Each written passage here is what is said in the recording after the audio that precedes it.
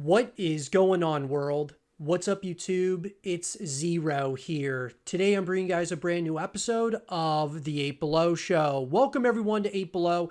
Thanks for being here, guys, to the best gaming related show here on YouTube. And I'm super excited about our episode here today. We have a lot of stuff to talk about, so let's get into it. I'm really excited about our episode here today, guys. I've got a good friend of mine who's been in the community for a really long time, and we've been friends for a while, and I'm super excited about having him on the show. It's Icon, guys. He is a designer in the community who's been around for quite some time, and we've been in a number of teams together, and I'm super excited to have him here on the show today. With that being said, I'm going to bring him on. Icon, what's up, man? Yeah, that's good. Oh man, it's awesome to have you on the show, man. We've got a ton of stuff to talk about. How have you been, man? How have things been? I know we talked a little bit right before we went on the show. I think it's been about a year since the last time that we talked, and we're creating content together and such. What have you been up to this past year? Grinding, 3D work, um, learning new types of design, join Synergy, and uh, that's pretty much it, really. Yeah. Yeah, no, I mean that's awesome, bro. I mean, yeah, we're going to talk about synergy here in a little bit. I wanted to start though with this first segment of the show. Since you and I, we really connected in the Call of Duty community, and when COD was, I really should say more specifically, like the trick shotting community, the sniping community was really at a peak, or it was really just at this all-time high. We met obviously, and it was one of those things. We were both in a couple of teams together, but we'll talk about the past here, shortly. But I think it's really important to talk about currently where Call of Duty is at this point in time. um, to me, Call of Duty's in a really interesting place, because obviously I felt like when we had Jetpacks, going back to between Call of Duty Ghosts to Advanced Warfare, it felt like between those two games it was such a drastic change, and the community wanted there to be change in such a huge way, and we got it in the form of Advanced Warfare, and then we got Black Ops 3, and then of course IW Infinite Warfare. And things have changed since then. Obviously we went back to boots on the ground. I felt like, Black Ops 3 and Infinite Warfare were really like the dark ages of COD, because they went so far away from what COD was all about. They go back to boots on the ground with World War II, which I felt was, I guess you could say, a step in the right direction, even though I didn't think the game was that great. And then, with Black Ops 4, Black Ops Cold War, Modern Warfare 2019, Vanguard, I think it's been interesting to say the least. And I'm starting to see some similarities to the past, as to a lot of people I feel are wanting to kind of go in a new direction once again. Are you getting that same feeling, Icon? Like I mean, where do you think we are as far as the state of COD is? I mean, I know we talked a little bit before the show started that you're not playing Call of Duty at this point. I mean, where do you think we are? And I'm not even just talking, I'm talking generally speaking. What do you feel is the path forward for Call of Duty now, seeing as how the trick shotting scene, the sniping scene? I mean, obviously, there's still, teams that are doing it and such, but it's a lot different than it used to be. What are your thoughts on the COD community as a whole right now? To be fair, I think COD's pretty much dead at this point. Uh, kind of kicking a dead horse. It's getting to the point where it's just getting boring. Like, what are we supposed to do? Just wait for the perfect COD to come around. You can tell that, like, for example, Cold War, although it was decent.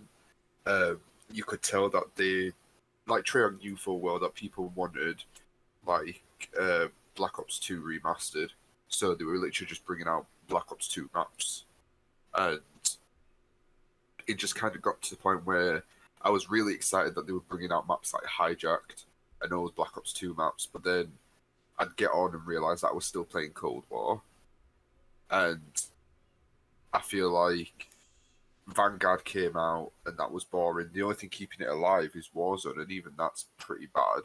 Like, the new map's not great. Like, what else is there really? There's nothing for COD fans. That's why I think a lot of people have gone to different things. I've started playing Valorant instead because that's more fun. And I played the beta of Vanguard, and then I literally haven't picked it up since.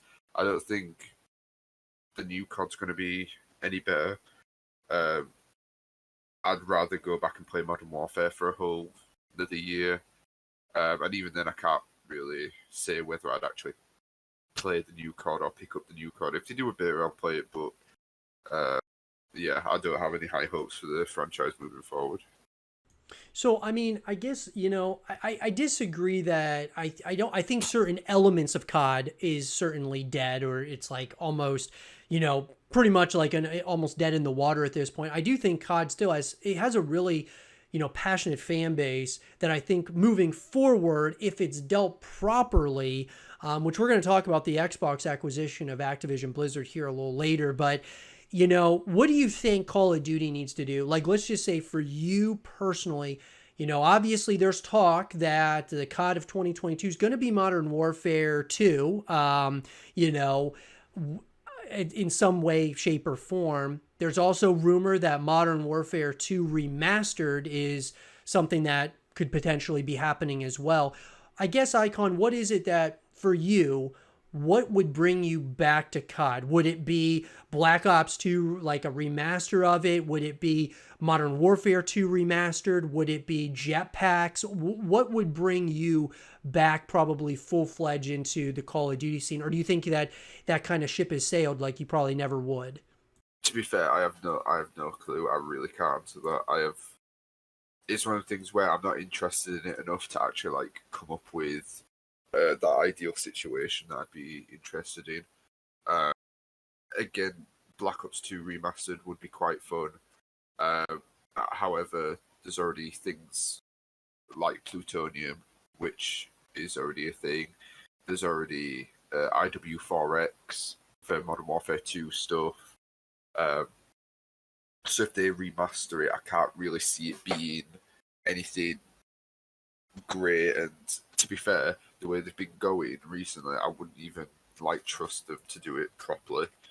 I feel like they'll just do something, fuck it up, and then it'll be another year of waiting for the next COD. And then I feel like people just need to stop getting their hopes up for COD because it's clearly not working. Well, so my last question before we move on to the next segment is, do you think we need to have a shakeup in Call of Duty? As in terms of, do you think we need to go back to jetpacks? Is it something that we should go back to the jetpack era? Because obviously, like I was alluding to earlier, I'm seeing similar trends to what we saw way back when we got Call of Duty Ghosts. Obviously, Ghosts was very different in a number of ways. They introduced Extinction and the multiplayer was weak and such, but it was kind of, the community wanted something new, something to rejuvenate the community. And like I said, we definitely got a massive change in the form of Advanced Warfare. Do you think jetpacks would be the answer moving forward, at least for the next Call of Duty, kind of give us a hard reset? Or do you think it's just they gotta kind of almost, they really have to go back to the drawing board? Because there's a lot of people thinking that jetpacks is going to solve a lot of problems. I don't know if I fully believe that, but what do you think? Do you think jetpacks would be the, something that could maybe help the community? No, not really. I feel like, I don't know, I hate being the person that's just saying that COD's dead all the time, but it's kind of getting to the point where COD is pretty much dead, and it's little things, there's always going to be something you complain about. If they bring jetpacks out, people are going to complain about it. If they're going to do boots on the ground, people are going to complain about it. If they do Black Ops 2 Remastered, people are going to call them lazy. If they do something else, they're going to complain. There's always something to complain about, and you can never please anyone. And even people that say they like the game have something to complain about. Yeah, yeah, dude, I know it's tough. It really is. We're in an interesting time in Call of Duty history. And it's The thing about it is, for me, that it is frustrating at times, just because it's one of my favorite games of all time. I absolutely love this franchise. I think it's absolutely incredible. Um, but the real question is, guys, you hear two guys talking about it. I would love to hear your guys' thoughts. So in the comment section down below, what do you guys think is really going to help rejuvenate Call of Duty? Or do you think it's dead in the water at this point in time? Or do you think there's something that could happen that could change the course of Call of Duty history moving forward?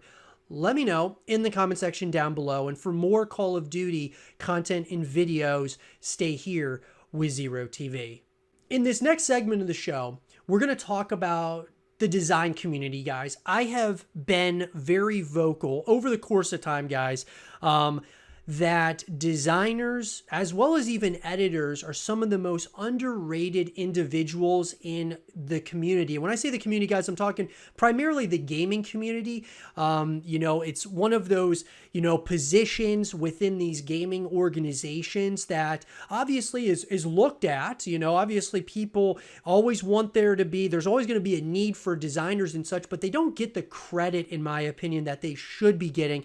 And I've been very vocal about that because I feel like that's something that needs to change. I think, Icon has done like so many thumbnails for me over the years, and it's unreal, just like the talent that he has and how he's amassed his following, but also just being able to like succeed in this space, going all the way to now into Synergy.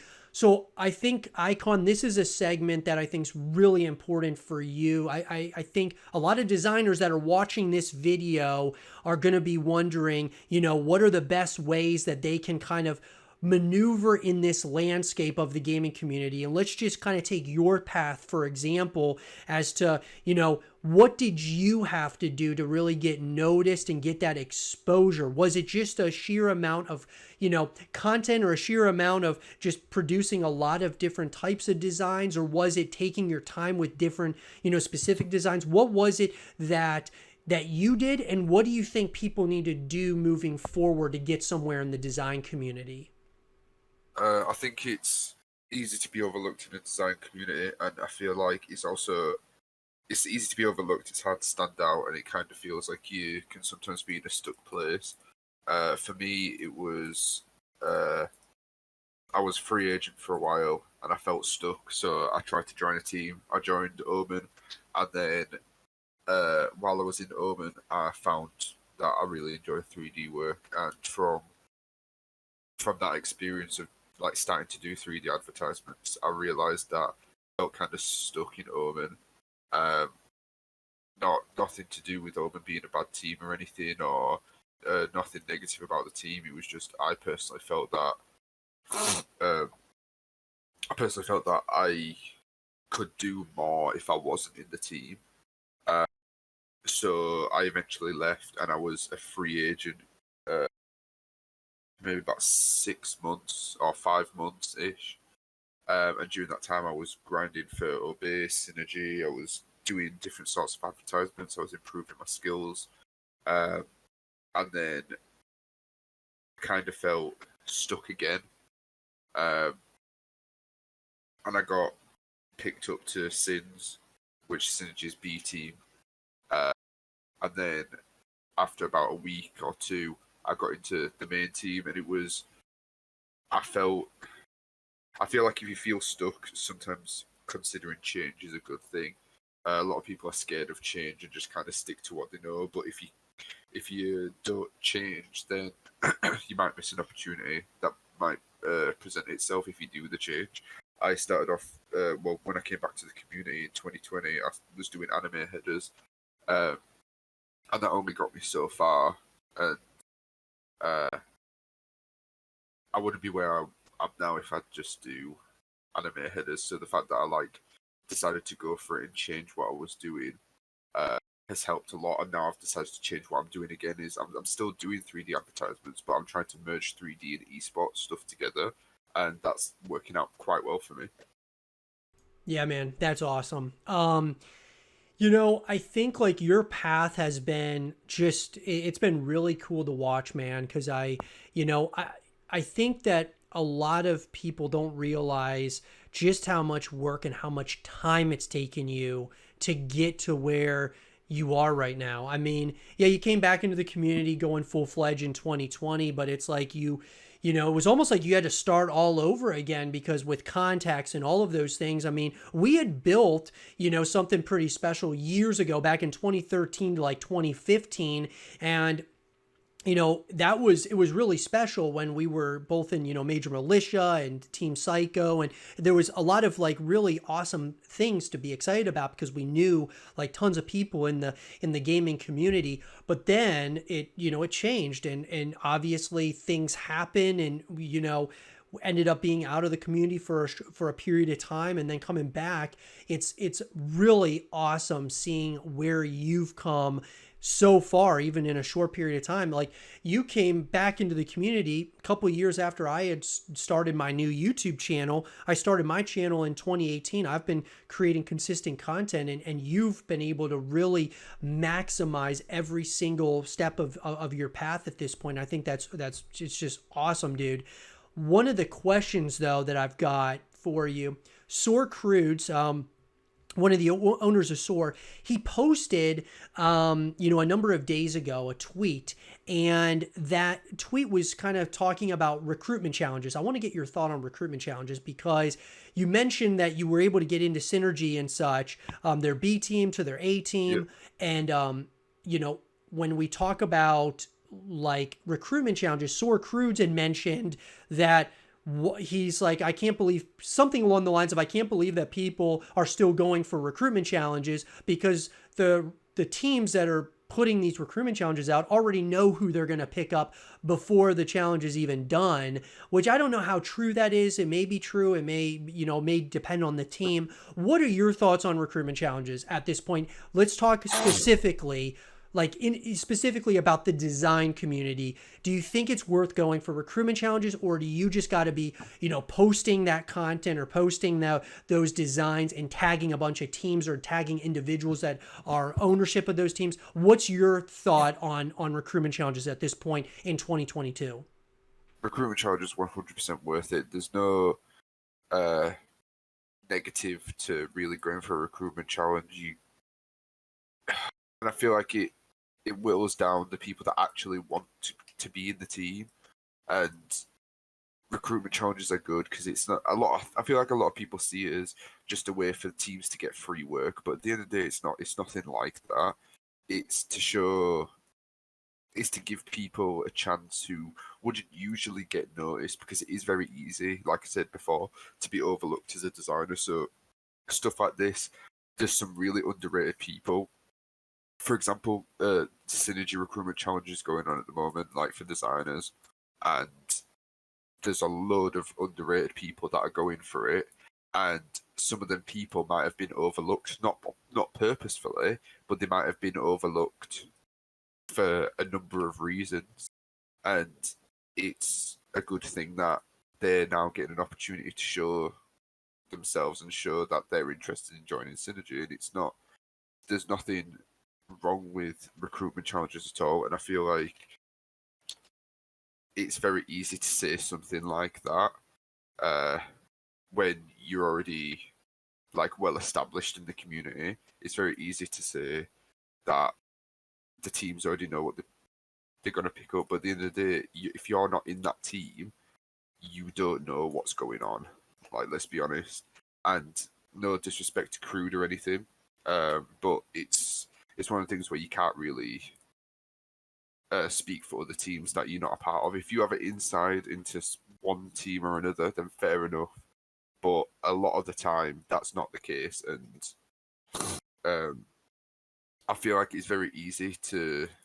I feel like some people are kind of malicious with it, where they might already know who they're picking up, and they're just doing a recruitment challenge for like interactions and stuff. But I also feel like there's a part of it where that's not a thing. That's not something that's happening. I know that with Synergy, we're actually genuinely looking for people that are interested in joining, and it's nothing to do with like just wanting clout or anything. I feel like recruitment challenges are still something that's needed in the community. It's something that brings the community together. The fact that there hasn't been a major recruitment challenge for like years and years, the design community died, but a team like Synergy posting design recruitment challenge has brought some people back to the community, and I think that's what we need now, like more than ever.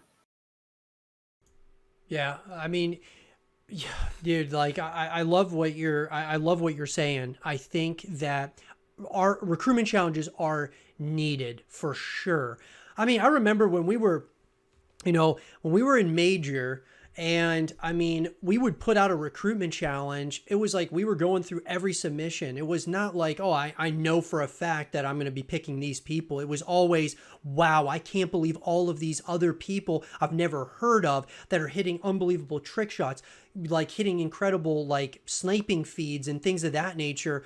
There was never a thought in my mind, like, I already know. There may have been people that we kind of had an eye on before the recruitment challenge. And then when the recruitment challenge came out, we would kind of see what they would do with that opportunity. But I agree. I think that recruitment challenges are a needed thing in the community. Do you think, Icon, that it's mainly like it's needed more so for designers, or do you think that it's just good all the way around? Because for me, at least, I feel the same way that I think for content creators to get exposure. I mean, content creation is so competitive now. There are so many content creators. Everyone wants to be a YouTuber now, or everyone wants to be a Twitch streamer. So it's so competitive. It's a good way to really, and that's why I went for the phase 5 recruitment challenge. I'm going for the phase 1 recruitment challenge now. Because it's like, you just never know that exposure that you're going to get from those recruitment challenges. And it doesn't matter whether it's Phase or Soar, Obey, Synergy. I mean, you're putting yourself out there, and you're basically telling the team that you want to join. And so I think it's like a great way to get your name out there. But do you think it's more like recruitment challenges should be more like an emphasis for the design community, or do you think for any community, whether it's content creation, designers, editors? Because I think it's for everything. What do you think? For every community. Every community needs something like that brings people together, and there's a sense of like, there's a slight sense of competition about it. There's a slight sense of like community about it. Everyone's checking out each other's designs. If someone's like a favorite, then they're gonna get more followers. And today's like in the community, it's all about exposure, and there is bad exposure, but if we're being honest, like the exposure you could get from going, for example, the Synergy Recruitment Challenge is a lot of exposure that you probably might not have gotten, so it's 100% worth it. Yeah, man. No, I love it for sure. And guys, I'd love to hear your guys' thoughts about this. All of you out there that are wondering about recruitment challenges, is this something that you should be going for? Should you be going for Synergy right now if you're a designer? Or, no matter what you are, guys, in the community, going for recruitment challenges, at the end of the day, you're at least giving yourself a chance. And at the end of the day, for me, recruitment challenges have always been awesome because it gives you an opportunity. Even if you don't win the recruitment challenge, it's a lot of fun going for the recruitment challenge with your friends and trying to grind for a team. And you may come up short. You may not make it all the way to that team, but you never know. You might join another team at some point or another that sees your submissions that you're doing towards that team. And that's what's so awesome about recruitment challenges, because the more that you put yourself out there, the more opportunity you're going to have to grow in the community. But I'd love to hear your guys' thoughts about this in the comment section down below, guys. What do you guys think about the design community? What do you think about recruitment challenges and things of that nature? Let me know in the comment section down below. And for more content like this, guys, stay here with Zero TV. In this next segment of the show, guys, I want to talk about Synergy in particular, because I've got Synergy Icon here, guys, and this is like a real treat for all of you. We've got Icon, who is a part of this team, guys, a well-established organization. Synergy's awesome. From top to bottom, they have really created something really special, guys. They're on the same tier. When we talk about tiers in the gaming community, Synergy is up there with some of the biggest gaming teams in the world. I mean, these guys are growing every single day, and I'm excited because not only do they have a recruitment challenge going now, I think it's important, since I have Icon here, whether you are going for the recruitment challenge or you're watching this video after the recruitment challenge, I think it's important that Icon gives his thoughts about, ways that you guys can join Synergy. Because for those of you who are interested in this team, I think that, hearing from the horse's mouth, or hearing from someone who is, a part of this team, is really important. So Icon, let's talk about the recruitment challenge first, and then we'll talk about, just if people are watching this video, at some point down the road, we'll talk about ways that you can join outside of the recruitment challenge. But let's talk specifically about the recruitment challenge that's going on now, and future recruitment challenges that Synergy has, because I'm sure it's going to be relatively similar, when we talk about recruitment challenge to recruitment challenge. What are your thoughts on the best ways at this point in time to join Synergy? What do you think? I think the best way at the moment is obviously the recruitment challenge, but it's very easy to, like, you probably heard this stuff a lot, but like being unique is great, and it's good to see, and showing that you want to grow is also good, and also not. I feel like a lot of people have this vision of Synergy that you join Synergy and go inactive, and that's not really true. I feel like a lot of people that are in Synergy don't post a lot. That's not because they're not working; it's because they're doing teamwork, and they're not publicly trying to go for a team. And I feel like show your interest in the team, show that you actually want to be a part of the team. Try talk to the members. Don't spam the members, because that's not gonna help. It's not gonna like make you more of a option. But there's a load of people in Synergy that will 100% talk to you, and give you opinions and help you grow. And it's one of the things where I try and help people as much as I can, because I feel like when I was starting as a designer, or I was designing in major, or whatever team I was in, I don't feel like I had anyone's help really. I kind of just had to do it on my own, and now I'm in a position where I feel like I can help people and help them to get better, or move forward in their design career, and just be yourself, be unique with the stuff you're doing. Obviously, follow design trends. There's very specific design trends that go on all the time, and there's nothing wrong with following them. But if you're following a design trend, try and make it your own, because it's very easy to fall into the category of being a clone, or very easy to be labelled as that. And once you get labelled as that, it's kind of hard to shake, because people always look at you thinking you're going to copy someone else.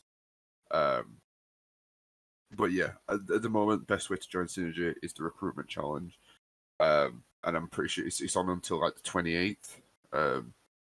And yeah, it's 100% worth it.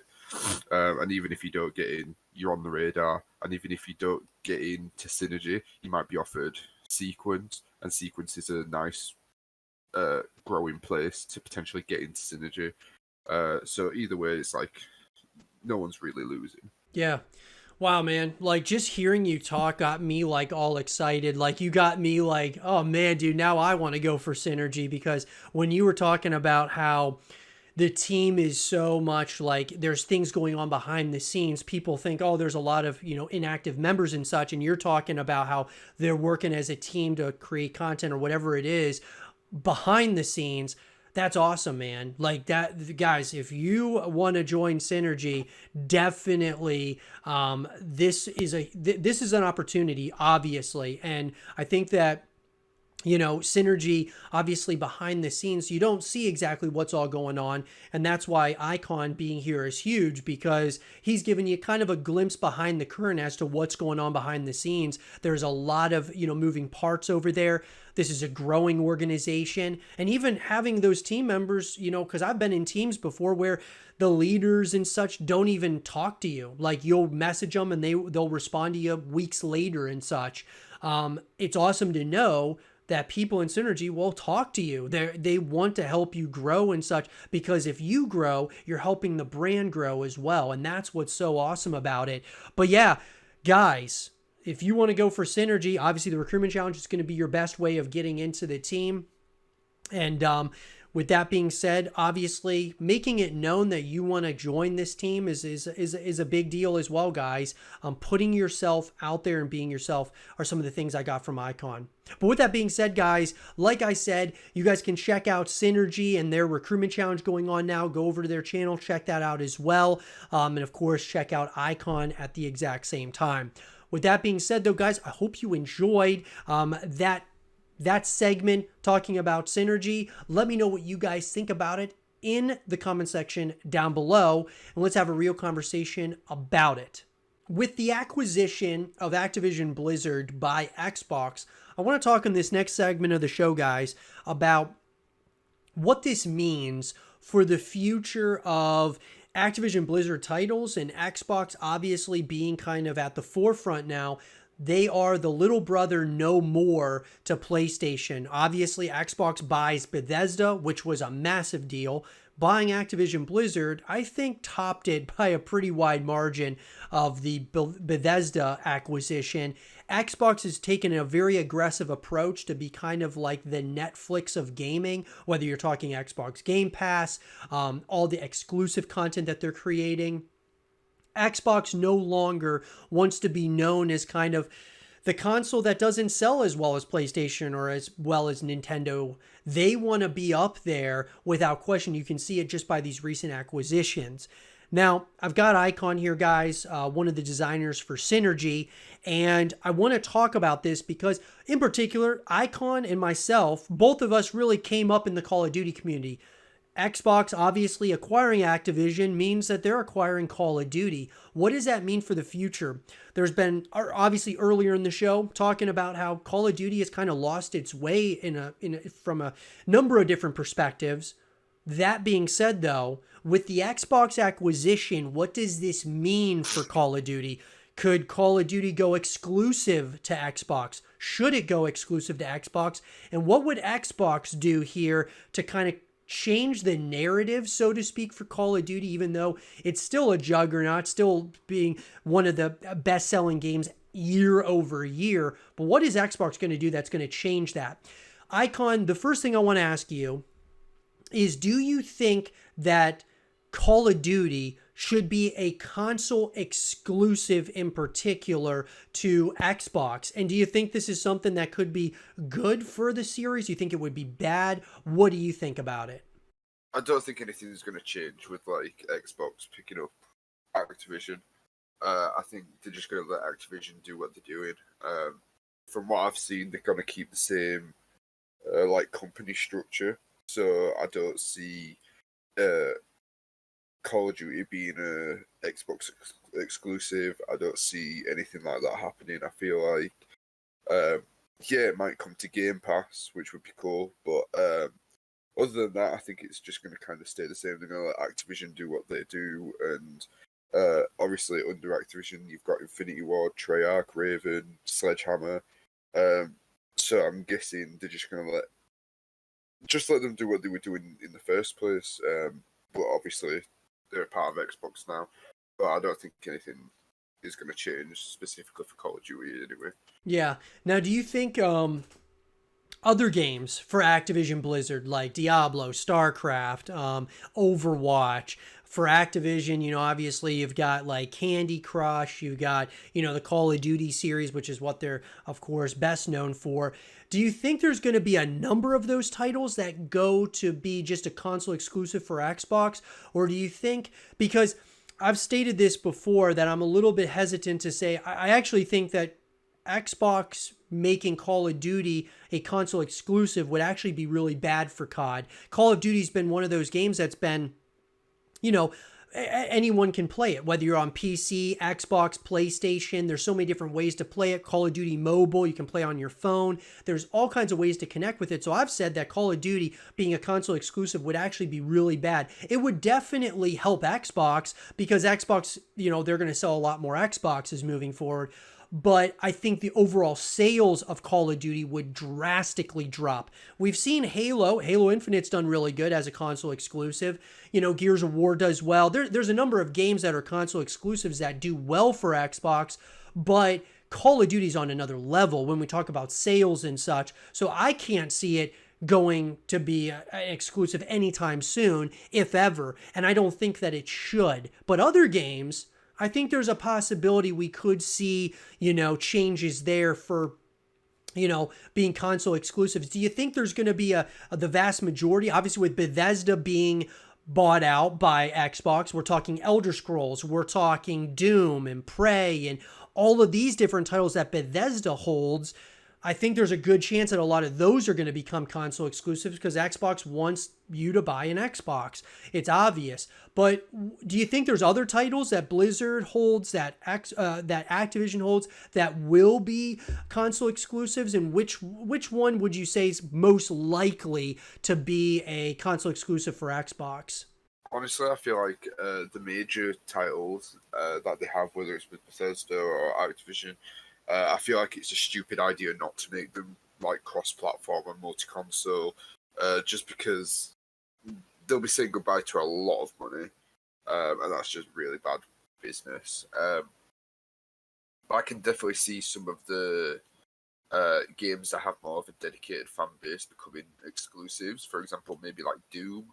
I know Doom's a big game, but it's like I feel like it has more of a cult following than, for example, I feel like Elder Scrolls and Fallout are really, really, really well known, and I don't think they'd be able to get away with making them console exclusive without losing a load of money. But with a game like Doom, I feel like if it's got a fan base that's dedicated enough, then that will bring people over to Xbox, and then they'll probably play the other Bethesda games on Xbox too.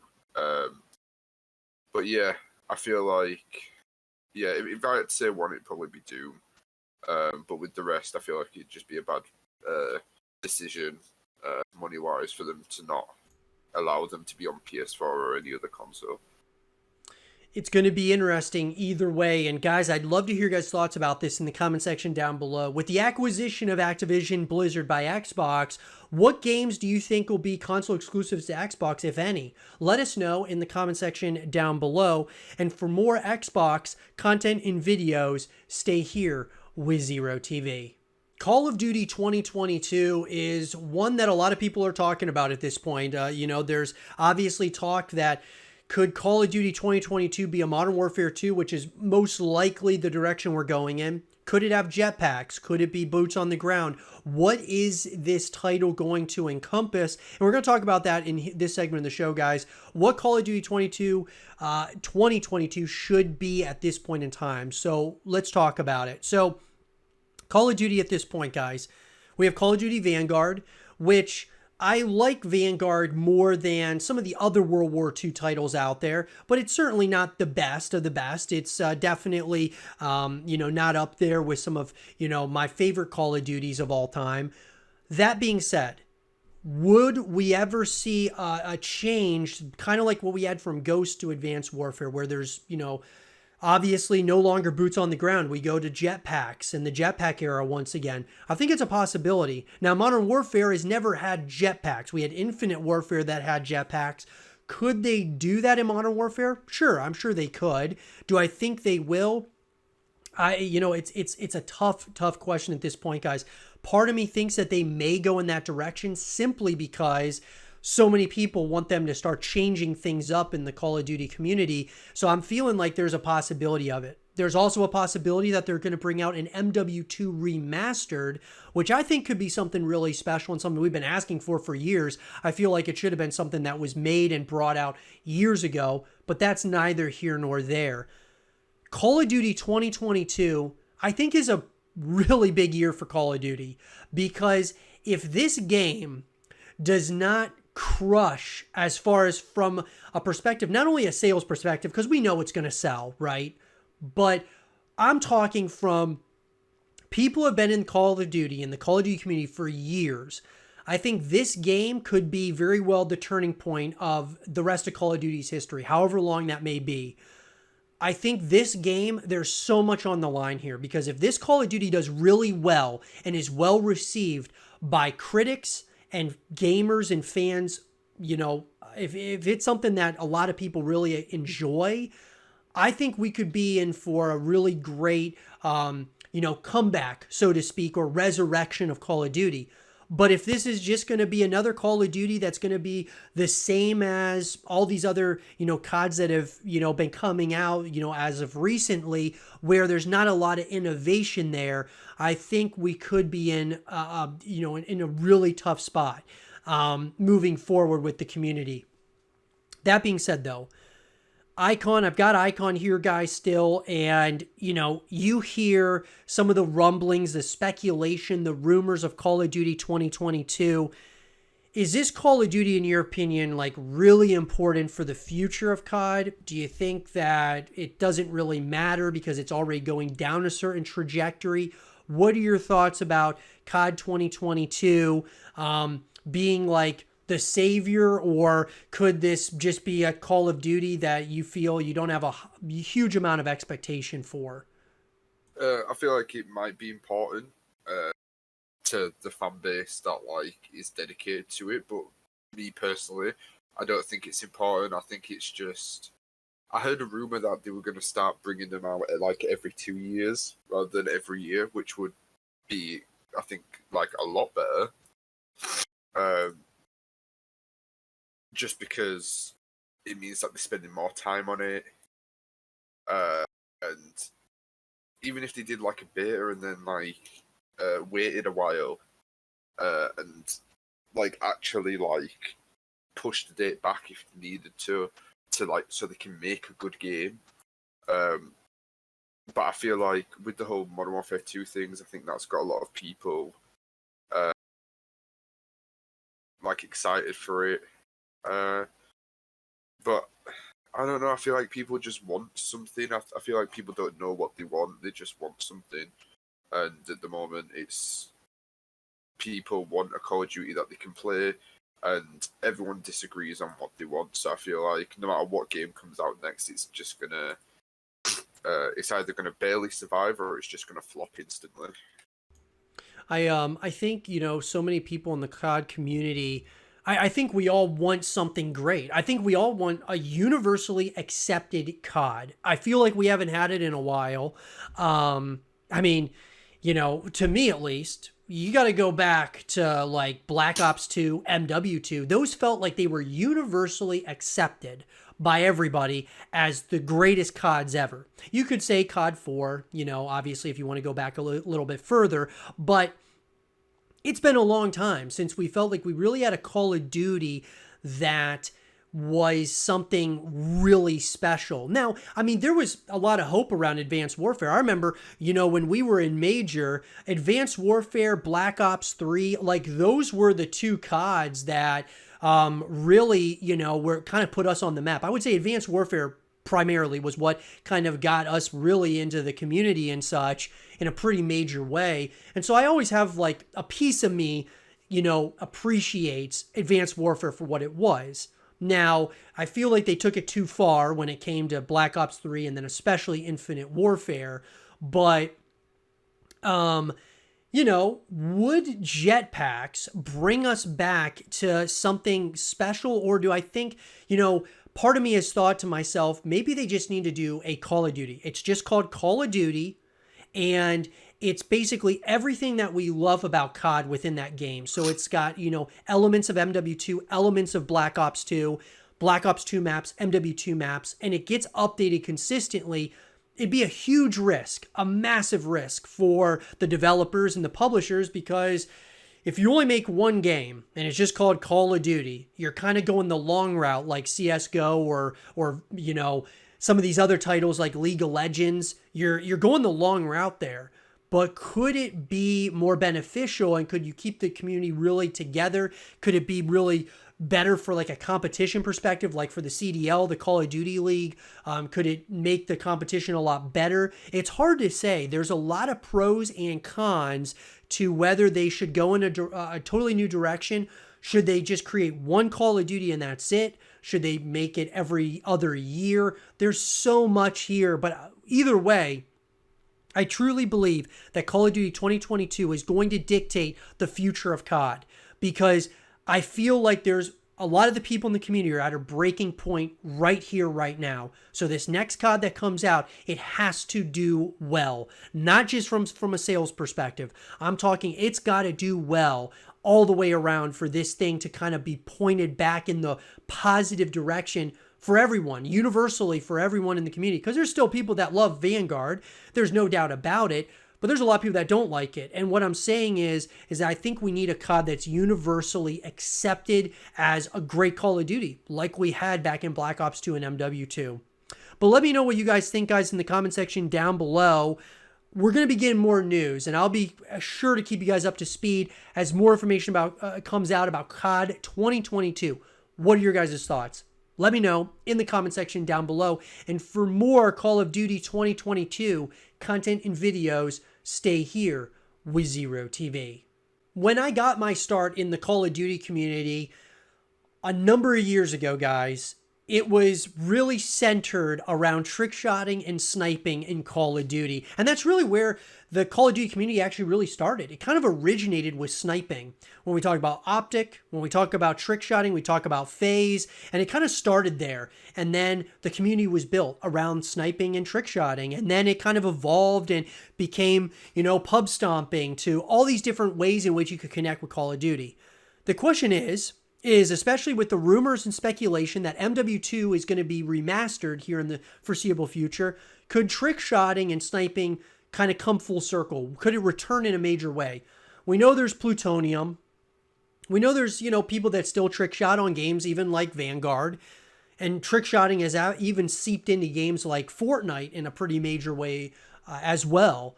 Could trick-shotting return in Call of Duty? Let's talk about that, guys, because I think it's definitely something that very well could return. Would it return, though, to the form back when it was Black Ops 2 and MW2? I don't think so, guys. I don't think that FaZe and some of these really it would take the biggest teams in the world to create a bunch of content around trick-shotting and sniping and such for it to be really popular again. Like Optic would have to create, snipers going ham. And I know Nadeshot really is the one who started that series, but like snipers going ham, that would really get the snipers back in the sniping community. Road to a kill cam with Apex, that would bring back the trick-shotting community probably in a pretty major way. Having a recruitment challenge or recruitment challenges based around trick-shotting would really help, obviously, the trick-shotting and sniping community. Do I think that's going to happen, though? I really don't think it will. Could little series like Road to a Kill Cam come back and such? I do think that's very possible. But it's hard to say whether or not it's going to come back in a major way like it did back, even back to, if we go back to 2013 or even earlier than that, 2010, 2009, 2010 and onwards. It's going to be interesting.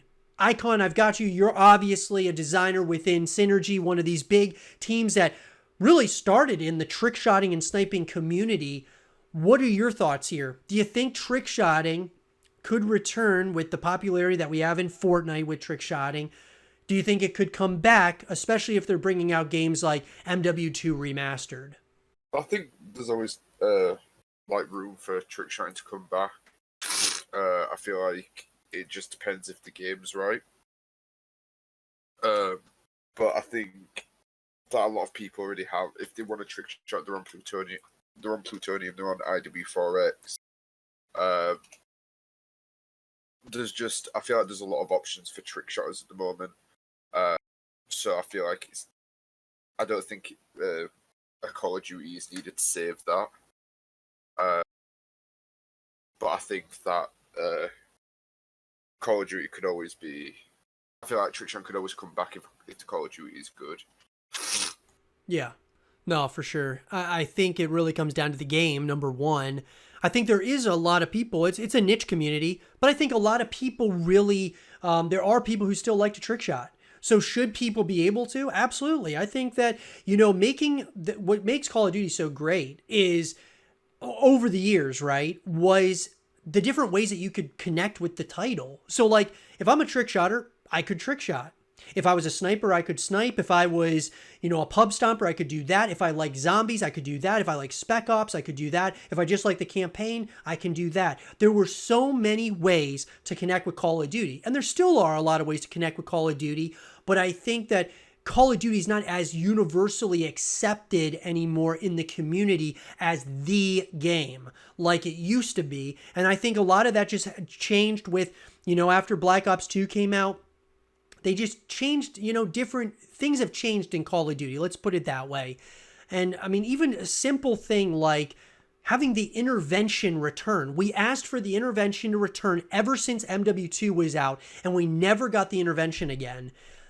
That's obviously just some way that the publisher and developers aren't listening to what the community's asking for. I feel like they could very well make the perfect Call of Duty if they listen to the community, and they just haven't.